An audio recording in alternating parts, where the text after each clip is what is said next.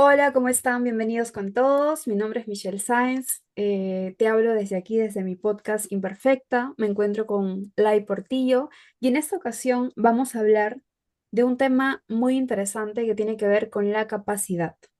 La pregunta es, ¿por qué a muchas mujeres o muchas personas en general, mujeres, varones, qué pasa cuando queremos lograr algo o queremos hacer algo y no podemos? ¿Qué pasa con estas experiencias que van golpeando nuestro sentido de autoeficacia, de autoeficiencia?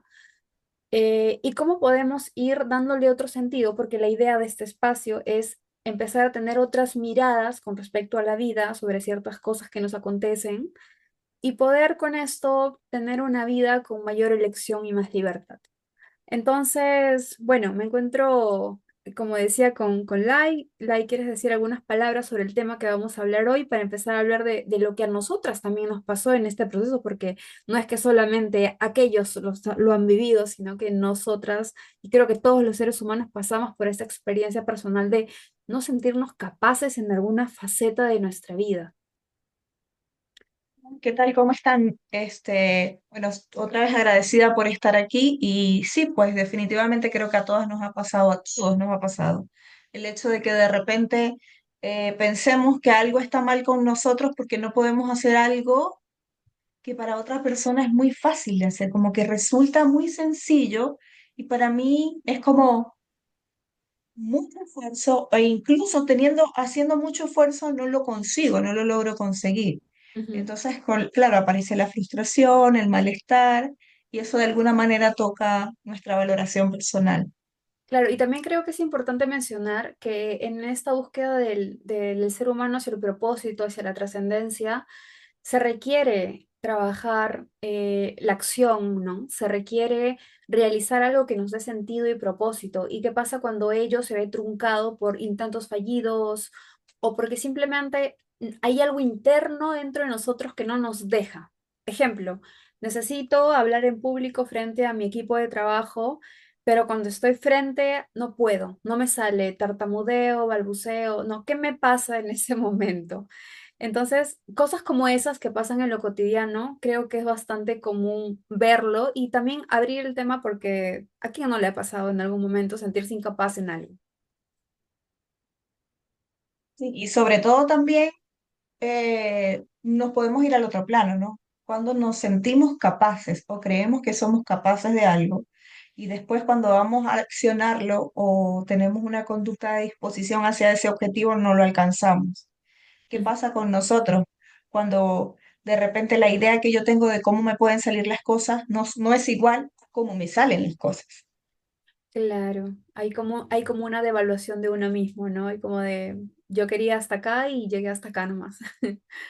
¿No? Claro, y vamos a eso un poquito como a cómo esto afecta el autoestima, cómo afecta el sentido de autoeficacia, ¿no? Y para esto, hoy día Lai nos va a hablar y traer la mirada de Albert Bandura, que fue, si quieres puedes hablar de él para presentar un poco su mirada, y vamos paso a paso a esquematizar un poco la perspectiva de él que venimos a traer aquí a desarrollar para que sea nutritivo el espacio para todos. Sí, Alvin Bandura, de hecho, es uno de los psicólogos de nuestra época, porque Bandura murió en el 2021 recién. Fue un psicólogo estadounidense canadiense que se dedicó su vida al desarrollo de la psicología social cognitiva con una teoría que estaba mucho más enfocada en el desarrollo del aprendizaje social y es muy utilizada en educación y en psicología de la infancia y de la adolescencia para hablar de este término que les acaba de mencionar Michelle, que tiene que ver con la autoeficacia. Para Bandura, la autoeficacia es una creencia Qué que interesante. tenemos nosotros acerca de nuestra propia capacidad para llevar a cabo una conducta o un objetivo que tenga un buen final para nosotros. Es decir, en palabras cortas es que mi expectativa se cumpla, pero esa capacidad de ejecutar estas conductas se va desarrollando con las acciones específicas que yo voy teniendo en función de ella. Por ejemplo, qué tanto éxito o fracaso he tenido yo en hacer ciertas tareas o o ejecutar ciertas acciones, que eso ha sumado a la idea o el concepto que tengo yo acerca de qué tan competente soy para algo. Ujú. ¿Qué pasa entonces con la autoeficacia? Que la autoeficacia es un pilar que construye la autoestima, Exacto. porque cuando somos pequeños, los papás nos exponen al mundo. Nosotros no nos exponemos, nos exponen los papás. Mientras esta exposición al mundo social sea más amplia, mayor capacidad voy a tener yo de comprender cómo funciona y accionar cosas hacia el mundo que obviamente me pueden salir bien o no. Al principio probablemente no. Entonces, la cantidad de veces que yo he ejecutado una acción o una conducta y esta conducta ha sido exitosa según mi creencia, yo voy a tener muchas probabilidades de que eso se instaure como una competencia. Por ejemplo, si las veces que yo intenté iniciar una amistad a partir de una conversación espontánea salió bien, entonces claro que yo voy a tener mucha más confianza para en distintos escenarios hacer amistades desde las conversaciones espontáneas, porque en mi creencia está hecho de que yo soy buena teniendo conversaciones espontáneas con gente que no conozco. Es Ujú. así un poco lo que explica Bandura. Pero Bandura también dice, mira, la autoeficacia se construye con las opciones de éxito de la persona y también con las opciones de fracaso de la persona. Es como, imagínense el mismo ejemplo en el que yo quiero hacer amigos desde una conversación espontánea y no me salió bien la primera. Yo lo intento, de repente mi contexto me dice, bueno, mira, sabes, si lo haces de esta manera, a lo mejor funciona, y yo lo intento y no me sale tan bien. Entonces ahí yo empiezo a tener la creencia, oye, parece que no soy tan buena en esto. Y lo que dice Honduras es que esta creencia de no soy tan buena en esto lo que hace es que evitemos volver a experimentar esa situación, volver a afrontarnos a esa situación porque no fuimos exitosos en ella. ¿No? Lo que sí va construyendo es tolerancia a la frustración. Y la frustración también es un proceso que se va madurando a lo largo del tiempo y que nos va a permitir también después tener una autoestima que esté mucho más orientada a la realidad. Es decir, el hecho de que yo no solamente pienso que soy bueno en algo, sino que también reconozco que hay cosas en las que no soy bueno. Entonces, tanto un lugar como el otro construyen una autoeficacia saludable. Qué interesante lo que mencionas, porque quiero ahí como ir aterrizando ciertas ideas, ¿no? De lo que dices, porque hablas no solamente de lo que el niño pudo hacer, sino también de lo que no pudo, ¿no? Porque aquí nos vamos a bajar un poco a la infancia para ver, y esto lo menciona también Jane Nelson en Disciplina Positiva. Quienes conozcan este enfoque seguramente saben que una de las necesidades de un niño es tener la sensación de autoeficacia. Y lo menciona tal cual, ¿no? Que el niño necesita sentirse autoeficaz. Entonces aquí quiero hacer una bajada interesante porque a mí me encanta hablar de crianza. ¿Y qué pasa? Porque también ha sido mi experiencia. ¿Qué pasa cuando los padres no permiten que los niños hagan por sí mismos? No permiten ese espacio para que se equivoquen o los alienten a lograr algo, ¿no? Un ejemplo muy sencillo es, por ejemplo, que el niño quiere agarrar la taza con la jarra y servirse agua y le dicen, no, porque lo vas a botar. Entonces ya es como hacen una profecía autocumplida ahí y el niño dentro de su imaginario y su autoconcepto, de su sentido de autoeficacia, empieza a pensar, no, lo puedo votar, entonces mejor no lo hago. Y ahí se va instaurando el chip este que mencionas de mejor no lo hago porque me puede salir mal. Entonces, ¿te parece si abrimos un espacio para hablar como de qué nos ha pasado en esencia? Porque evidentemente si traemos este tema es porque nos ha atravesado también. Y en mi caso ha sido de esta manera.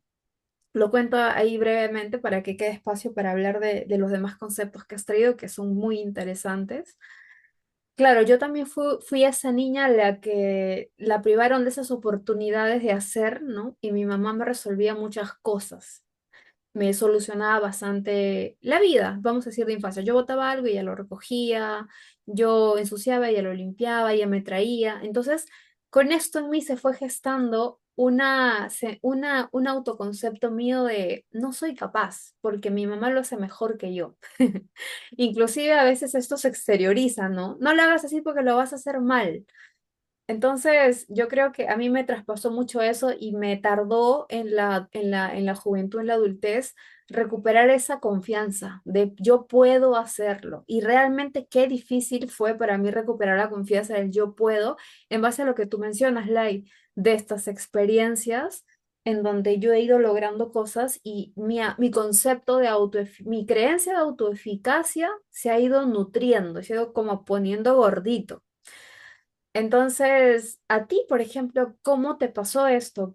¿Cuál fue tu vivencia previa de infancia? ¿Cómo tú lo viviste? Cuéntanos un poquito. Para mí fue todo lo contrario.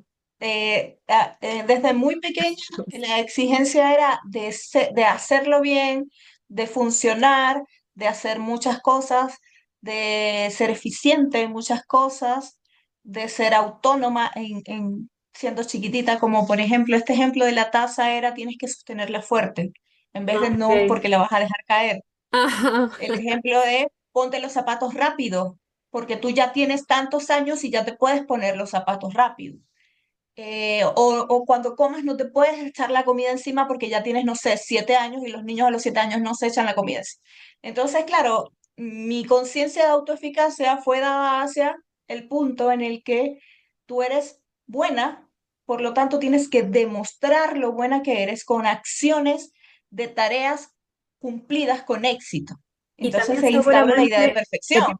también seguramente te premiaban porque también como que los padres oscilan entre estos dos lados, ¿no? O solucionar mucho y sobreproteger, o el otro polo que es exigir mucho y premiar solamente por el esfuerzo y por lo hecho bien hecho, ¿no? Y mi papá Exacto, decía, me no acuerdo, mirar el proceso, eso es muy correcto, no mirar el proceso, sino si estuvo bien, si lo hiciste bien, eres digna de reconocimiento, si no lo hiciste bien, no fue el valor que invertiste, el resultado no fue el esperado. Por lo tanto, no tiene mucho que ver con eso. ¿Qué pasa cuando soy adulta? ¿No? En mi experiencia, y esto es algo que se conversa con muchas personas en la terapia, el hecho de que yo a veces me siento culpable por no hacer nada. O sea, yo quedarme un lunes, por ejemplo, como hoy, que no fui en la mañana a trabajar porque de verdad no tenía ganas, no hubo una razón muy, muy puntual. Pero claro, cuando yo estoy a las 8 de la mañana en mi cama, yo empiezo a pensar, ¿quién está a las 8 de la mañana en su cama un lunes? exacto, hay una sensación de culpabilidad tremenda, ¿no? Exacto. Sí. Y vienen los pensamientos intrusivos, las personas que tienen éxito, como que los lunes no se quedan en su casa. Inmediatamente empieza una angustia y yo hacer una tarea. Mira, Entonces, claro, ¿qué pasa perdóname con la tarea? Yo me que te empiezo a ver el interrumpa ahí, podcast. pero me acuerdo de esto de la creencia del club de las 5 de la mañana, ¿no? Uno como que dice, ¿por qué no me estoy levantando a las 5 de la mañana? Sí, es Exacto. terrible la sensación. El trabajo, solo con el trabajo, con las demás cosas como que tal, pero es que es esta idea de tienes que ser eficaz. Bueno, entonces, ¿qué hice? Me puse a ver un podcast de cosas que están relacionadas con mi trabajo porque es la única forma de apagar mi mente y de decirle a mi mente, oye, te quedaste en la casa, pero estás haciendo algo productivo. O sea, quedarme en mi cama también es algo productivo, porque al final si no fui a trabajar es porque no podía, porque me sentía cansada. Entonces, claro, es invalidar una área de mi vida porque la otra está muy fortalecida, que es la de éxito profesional. Y es un lugar en el que siempre fui muy llevada Ah, hacia ese, y obviamente la autoeficacia ahí está mucho mayor que en el claro. quedarme en la casa haciendo nada. Y eso es importante, ¿no? Cuando nos han premiado por ser buenos, por ser buenas, responsables, por hacer las cosas bien, y era el único momento en donde se premiaba. Y como dices tú, no se premiaba el proceso, sino que se premiaba solo el resultado. Algo que Resultado. yo le digo bastante a Valentino, a mi hijito, es bueno, no te ha salido como tú querías, pero mira el esfuerzo que has hecho, mira el proceso que has hecho, ¿no? Entonces yo lo reconozco mucho por lo que ya hizo sin necesidad de que X, el resultado, si importa o no importa, no importa. No es como ver el proceso. Claro. Entonces, justo acá. hay dos cosas interesantes. Primero hablamos de lo que yo puedo hacer y cómo el sentido de autoeficacia, por lo que nos has dicho, se va nutriendo con las experiencias previas del poder hacer y lo importante que es instaurar esto en los niños y cómo a lo largo de nuestra vida esto nos da un sentido de poder o no poder. Y sobre esto podríamos hablar un poquito, por ejemplo, si alguien nos preguntara, porque me pongo los zapatos de la persona tal vez, ok, ¿qué pasa si en mi vida he tenido muchas experiencias en donde la vida me ha marcado y me ha demostrado que no puedo? ¿No? Por ejemplo, mujeres que sufren un rechazo de la figura masculina, ¿no? Mujeres que de pronto no pueden hacer cierta labor de hablar en público porque lo han hecho mal, ¿no? Entonces, ¿qué pasa cuando en la vida las experiencias están marcadas con este matiz de no poder?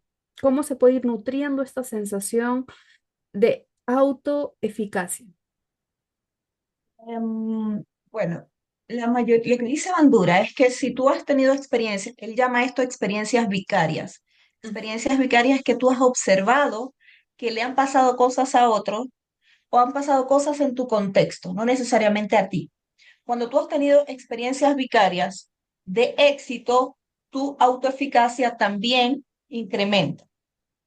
Pero cuando es todo lo opuesto, la tendencia es a sentir que no eres suficiente, que algo falta, que algo no está bien, porque no lo puedes alcanzar o no lo puedes lograr, o la sensación es de fracaso.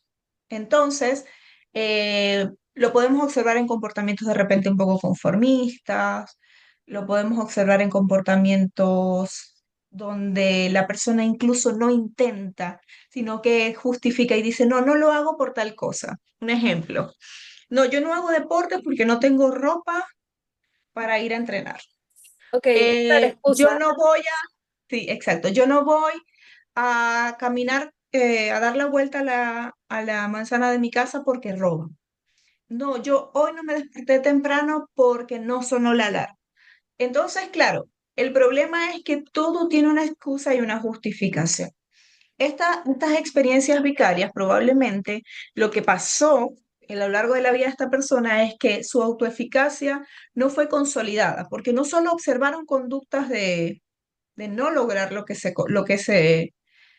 pretendía y esto se normalizó, sino que además incorporaron eso como parte de sí mismo. Yo quiero hablar Entonces, de es lo una que dice, experiencia de esto que bueno, dices, porque cuando yo empecé a estudiar en Bellas Artes, a mí me encanta el arte, ¿no? De hecho, es algo que meto mucho en mis procesos. Las personas que trabajan conmigo saben que trabajo mucho con el arte, con los símbolos y con la creatividad.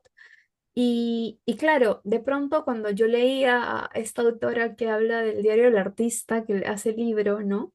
Habla de los artistas sombra, que son, ahí entra como la gran excusa, como aquellos artistas que no pudieron vivir del arte y se fueron a una ramita donde también como veían el arte, pero no el nivel que ellos fueron querían. protagonistas de su propio arte.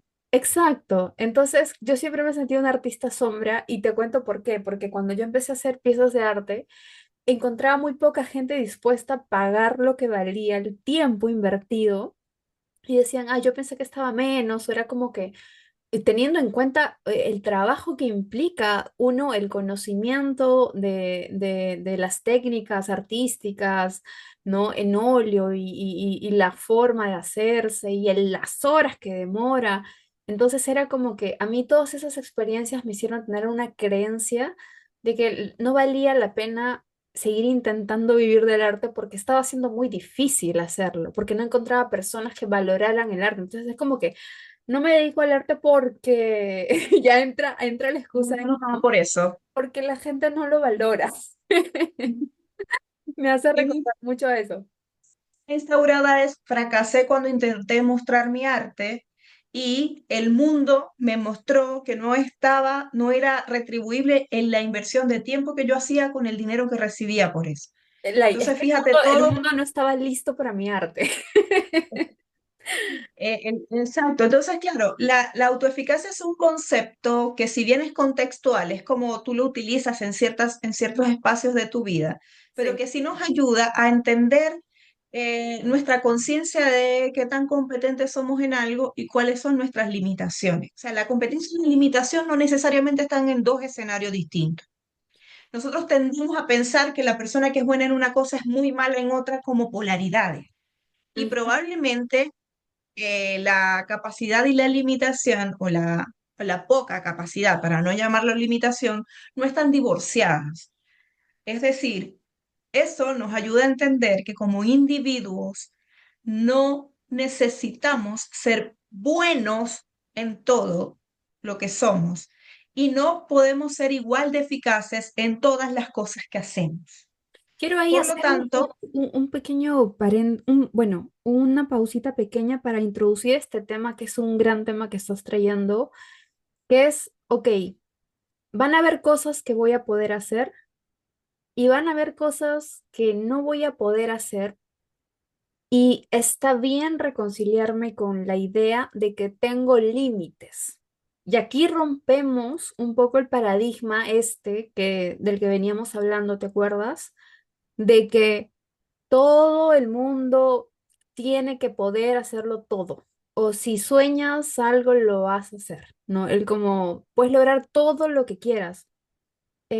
Y puede sonar un poco difícil de escuchar, inclusive esto, porque el movimiento de la época, el espíritu de la época nos ha metido esto de que podemos todo al mismo tiempo y como esta película, ¿no? Que todo en el mismo lugar al mismo tiempo. tenemos que demostrarlo, tenemos que validarlo y tenemos que Parecerlo. fotografiarlo, porque si no, no existe. Y si no, no existió. Si no, no Exacto. existe. No existe en el tiempo, en la historia, claro. Hay que Nada, nada. documentarlo. Y es interesante porque qué importante es ser consciente del límite. Y uno dice, pucha, pero Michelle, ser consciente del límite no es rendirme, como, como Formarme. rendirme, ¿no? Como, hay otra palabra, no recuerdo bien, como cuando te resignas, resignarme a esto. Entonces, en qué contexto hablamos de los límites en la construcción de una buena autoeficacia? Claro. Fíjate que te voy a contar una anécdota, no es mía, es de una prima que recientemente tuvo un accidente de tránsito y ella es una adulta, Ok. tiene hijas ya que son adolescentes. Entonces, claro, ella vive en otro país y yo sabía que había sido un accidente importante, de hecho la tuvieron que operar y todo. Yo le pregunto, hola prima, ¿cómo estás? Y ella me dice, bien, me duele esto, esto y esto, pero voy a salir de esto. Y yo, qué bueno, prima, un abrazo, estoy pendiente de ti. Al día siguiente, prima, ¿cómo estás? ¿Cómo te sientes? Sí, tengo esto, esto y esto, pero yo soy fuerte. Eh, y pues esta interpretación puede ser, uy, qué bueno, lo está tomando de buena manera y, y yo sé que a lo mejor viene desde ese lugar porque la conozco y sé que es una persona que tiene mucha fortaleza interna. Pero ¿dónde está el arma de doble filo aquí? En el hecho de que invalidamos una situación en la que no necesitamos ser fuerte ni tener el control. Ahí lo Claro. que es necesario y notorio es la vulnerabilidad. Ujú. Y el que yo reconozca que esta situación me sobrepasó y que me duele y que no sé qué voy a hacer y que no puedo en este momento, no tengo herramientas para resolverlo, es tan válido como la descripción que ella acaba de hacer. Y tan Entonces hay que humano tener mucho también. cuidado. Hay que tener mucho cuidado cuando nosotros pensamos que estableciendo límites fracasamos.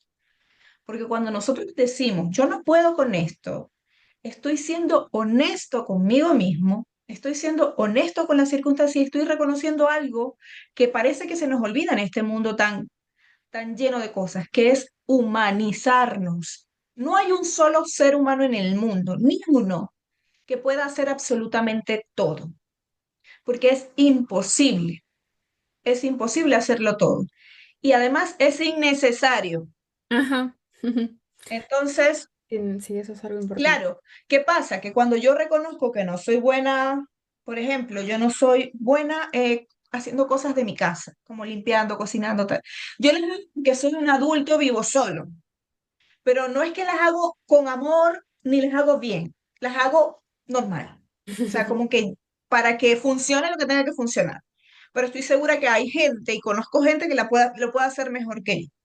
Ujú. Entonces, eso no me hace mejor ni peor persona, ni tampoco me hace un ser superior, porque yo sé otras cosas, sé sobre psicología y no sé sobre llevar el cuidado de un hogar. No, simplemente es el hecho de que yo entiendo cuáles son mis limitaciones y cuáles son mis alcances y cuáles son mis posibilidades y cuáles son mis recursos.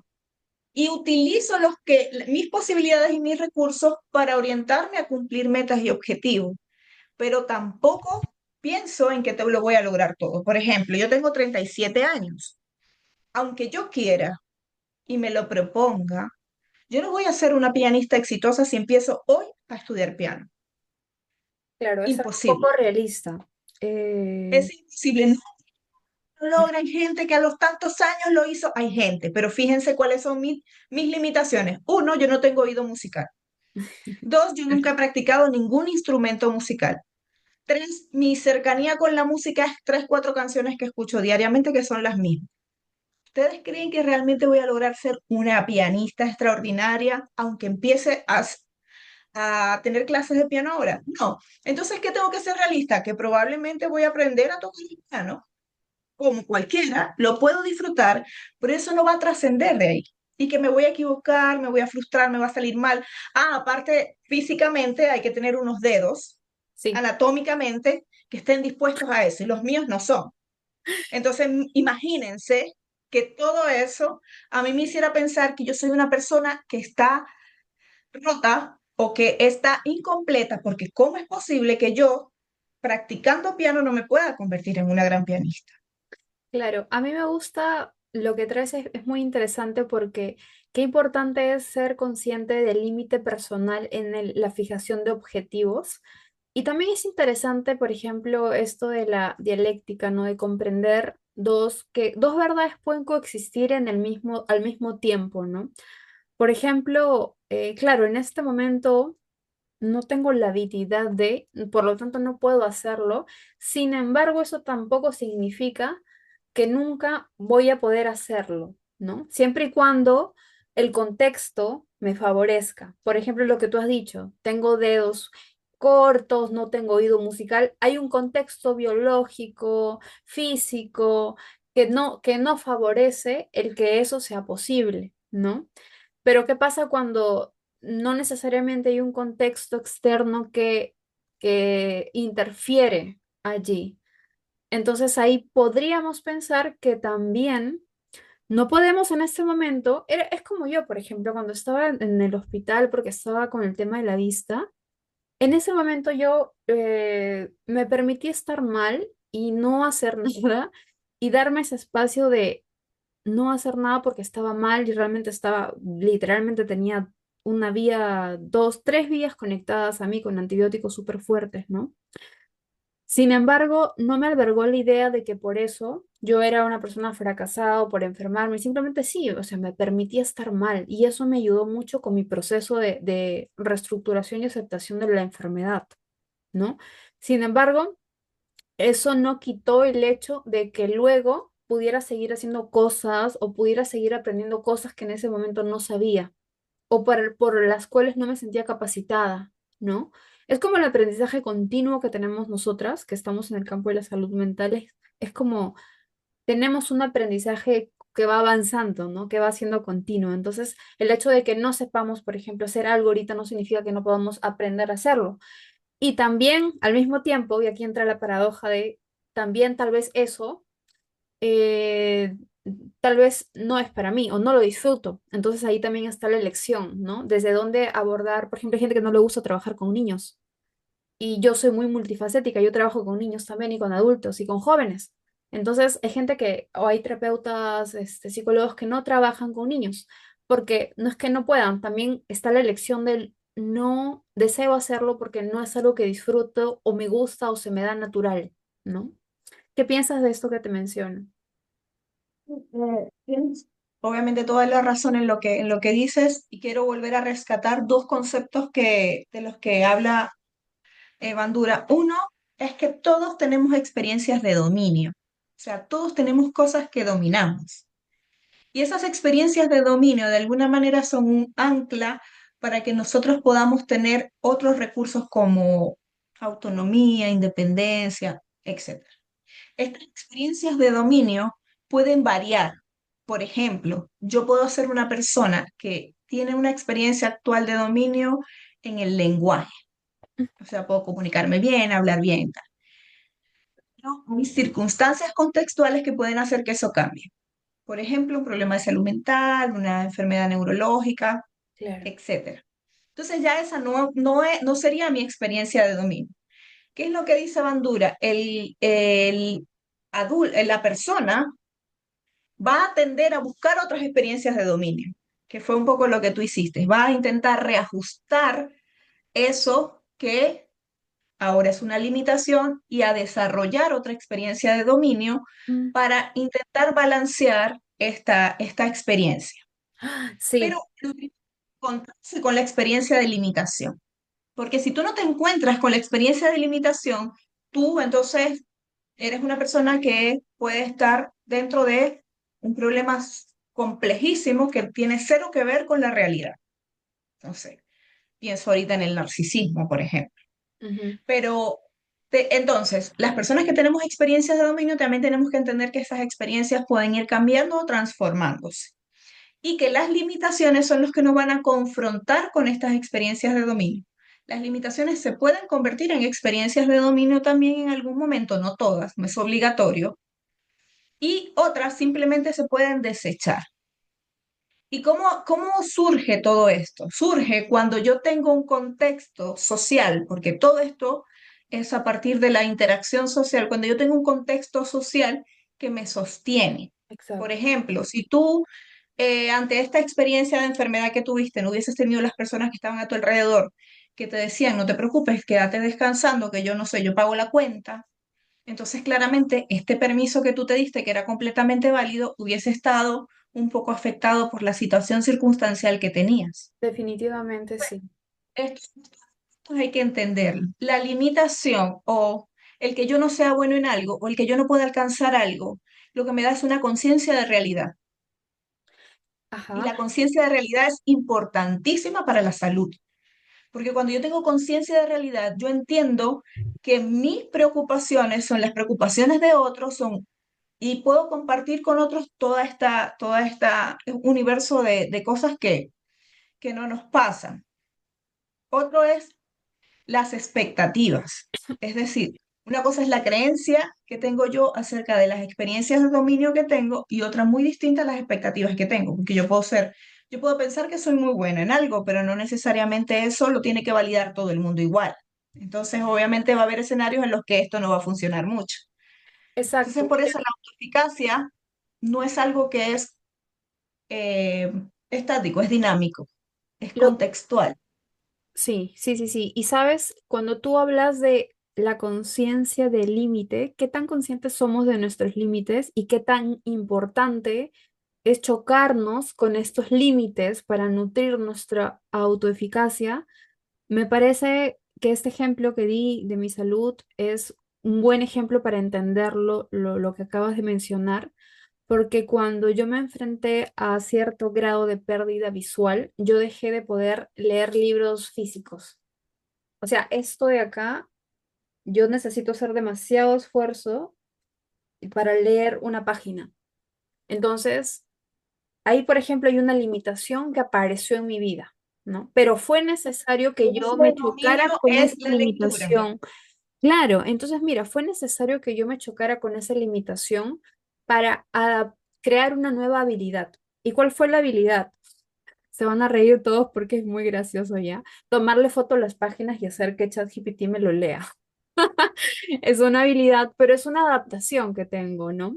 Entonces, ¿y sabes qué? Y me doy cuenta de que en esa habilidad incluso es mucho más grandiosa porque leo más rápido y comprendo más rápido porque alguien me lo está leyendo y yo tomo notas. Entonces, Claro. ahora, por ejemplo, este libro lo tengo por acá. Mira, ya casi voy la mitad del libro, voy 3 días leyéndolo y dedicando 1 hora o menos a la lectura. Entonces, y realmente lo estoy entendiendo, que es la parte importante. Evidentemente hay libros que se estudian y otros que se leen, ¿no? Eso tiene como de ambos, pero voy al hecho de que fue importante yo como que toparme con mi límite para luego poder desarrollar otra habilidad que me hizo sentir, ya no me hace sentir incapaz, porque imagínate, esto si le pasa a una persona en el siglo XX, donde no hay iPhone, donde no hay ChatGPT, donde no le puedes tomar una captura y hacer que alguien te lo lea, es distinto y tiene que aprender de repente braille y comprarse un libro en braille, o si en ese tiempo existía, desconozco, pero es diferente a mi contexto Otra actual, cosa. donde yo tengo esta posibilidad de accesibilidad con los aparatos, con las herramientas y con todo lo demás. Entonces, ¿cómo es que el contexto también llega a ser un factor importante en el desarrollo de la autoeficacia? Porque el contexto facilita, ¿no? Entonces vamos a hablar como de dos cosas, que es lo que puedo y lo que no puedo hacer, que eso ya lo hemos dividido en como eres consciente de lo que puedes y tienes experiencias que te van reafirmando eso, que la idea es poder crear más experiencias que nos reafirmen que sí podemos hacer aquellas cosas en donde tenemos talento, lo que tú dijiste y llamaste según Bandura, Es el dominio. eso, las áreas de dominio. Y por otro lado está lo que no puedo, que son ser consciente de mis límites. Y hay dos cosas adicionales más, que eso es lo que depende de mí, ¿no? Como el tema de, a ver, mis dedos no los puedo alargar para que yo pueda ser una pianista profesional. Y lo que no puedo, lo que no depende de mí, que tiene que ver con mi biología, mi contexto social, mi contexto familiar, mi contexto cultural, que es algo importante para el desarrollo también inclusive de la resiliencia. Entonces, si puedes hacer un Esto comentario. último que acabas de decir es el constructo propio de la resiliencia, según Bandura, ¿no? Bandura dice, claro, tú vas a tener experiencias de dominio, pero estas experiencias van a estar también enfocadas en ámbitos específicos, no vas a tener experiencia de dominio en todo. Y también vas a utilizar el mundo social para que obviamente tu percepción acerca de tu eficacia se vaya nutriendo. Pero va a haber circunstancias sociales que te van a confrontar con estas experiencias y te vas a topar con la frustración, con la incomodidad o con el cambio. Y ya esto ya no van a ser experiencias de dominio. Por ejemplo, yo soy migrante y yo estudié en Venezuela una carrera y desarrollé 7 años de mi carrera en Venezuela. Es decir, mi experiencia de dominio en cuanto a los temas como psicología y educación en Venezuela estaba mucho más fortalecida porque estoy inmersa en esa cultura.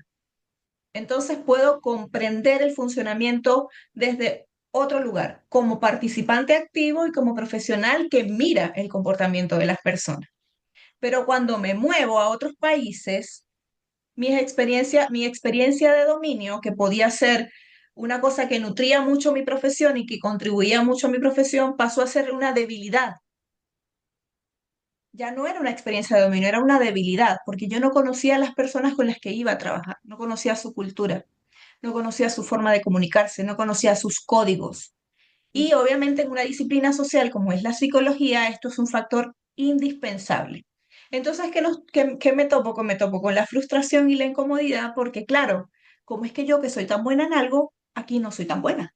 Exacto. Aquí soy una persona que nadie conoce.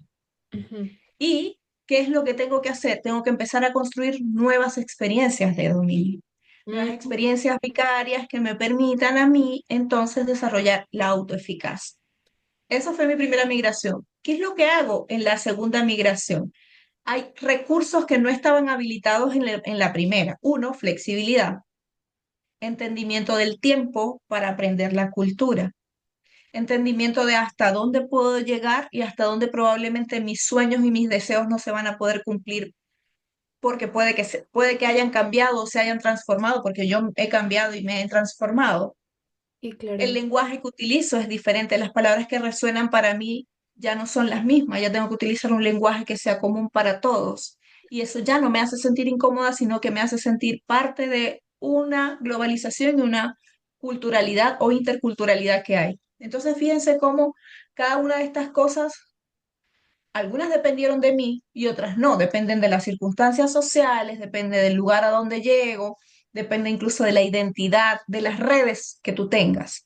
No es igual exacto. desarrollar una carrera y una profesión con redes de apoyo que hacerlo sin ella, porque tú no conoces cómo funciona el mundo. Por ejemplo, yo aquí trabajo con salud mental y tuve que aprender cómo funcionaba el sistema de salud, el sistema de educación y el sistema legal.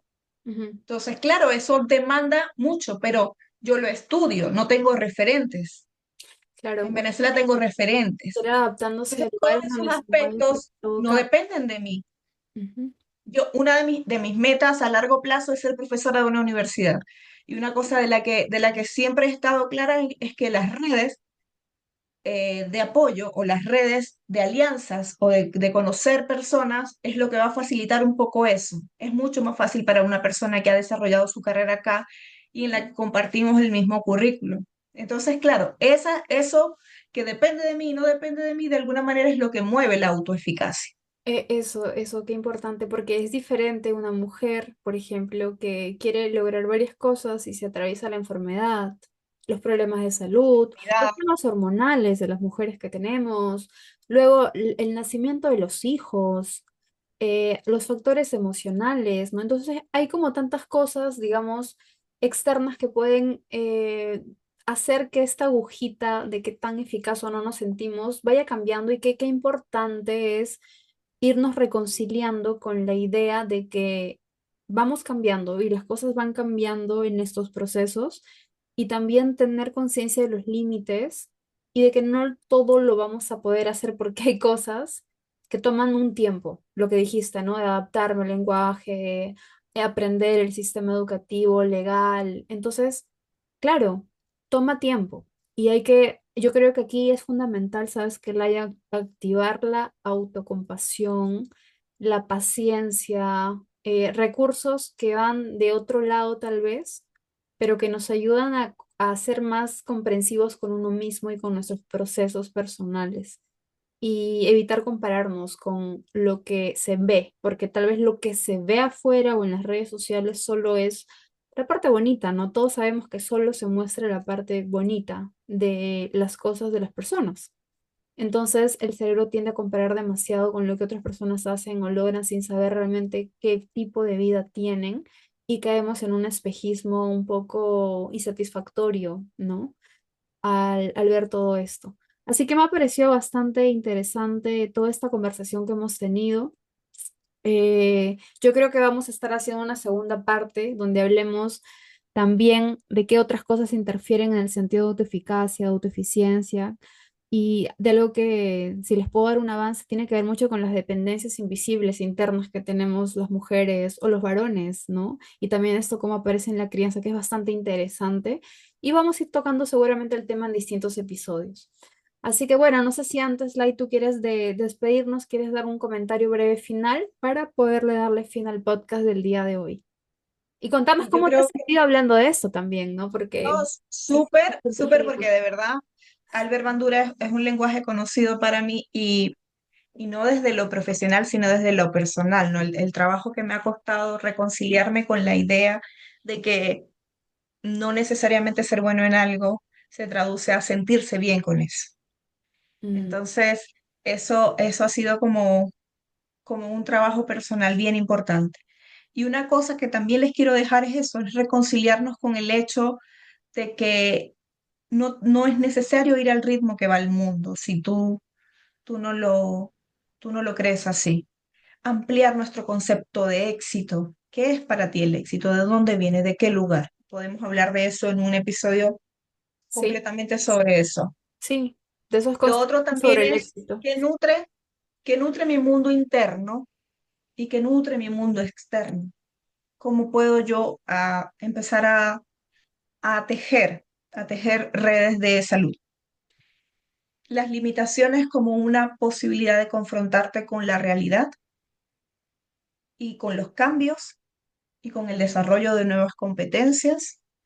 Y el concepto que siempre les dejo es que todo el tiempo estamos moviéndonos y cambiando. Por lo tanto, lo que antes creía que era, probablemente ahora ya pierda vigencia. Así que la invitación es a que seamos mucho más amables con nosotros mismos, más compasivos y más amorosos, incluso con aquellas partes que a veces no son tan agradables para reconciliarnos con ellas o nos cuesta un poco más mirar. Exacto. Y para eso, pues también el acompañamiento es bastante interesante, ¿no? E importante cuando podemos ir de la mano con alguien a poder integrar todos estos aspectos con los que estamos peleados porque nos hemos identificado con que hay que ser de cierta manera para alcanzar el éxito, para ser miradas bien y todo lo demás, ¿no?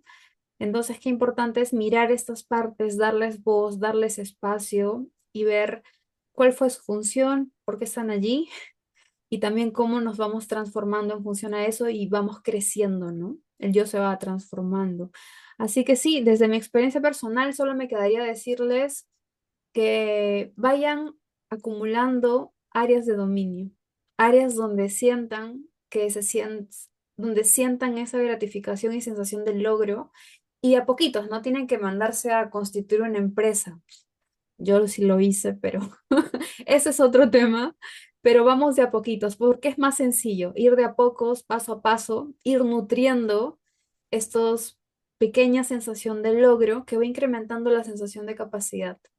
Y eso va nutriendo este banco emocional de yo sí puedo, soy capaz, y la experiencia lo va demostrando así. Así que bueno, soy Michelle Sáenz de Imperfecta, Lai Portillo, y con ustedes nos despedimos el día de hoy. Hasta el próximo episodio. Que estén muy bien, cuídense mucho.